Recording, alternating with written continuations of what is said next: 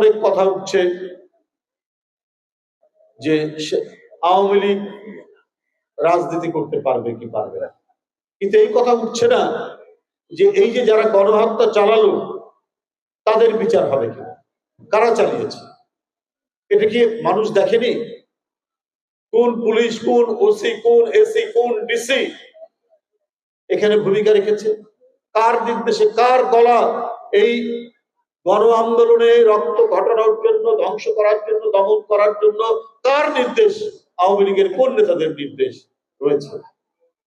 আপনারা এগুলোর বিচার দ্রুত নিশ্চিত করতে পারলে আওয়ামী লীগের পুরনো দল, এখন সেই দল যারা অপরাধী, অপরাধের বিচার হলে তারপরে জনগণ কাছে গিয়ে তারা, জনগণ যদি তাদেরকে রাজনীতি করার সুযোগ দেয়, সেখানে তো আমাদের কিছু বলার নাই। যে লোক আওয়ামী লীগের নেতৃত্বে আসবে সে যদি অপরাধ না করে, সে যদি ছাত্র হত্যা না করে, সে যদি কোনো অর্থ লোপাট না করে, টাকা পাচার না করে, এরকম লোক যদি নেতৃত্বে আসে তাহলে সেই আওয়ামী লীগ কেন রাজনীতি করতে পারবে?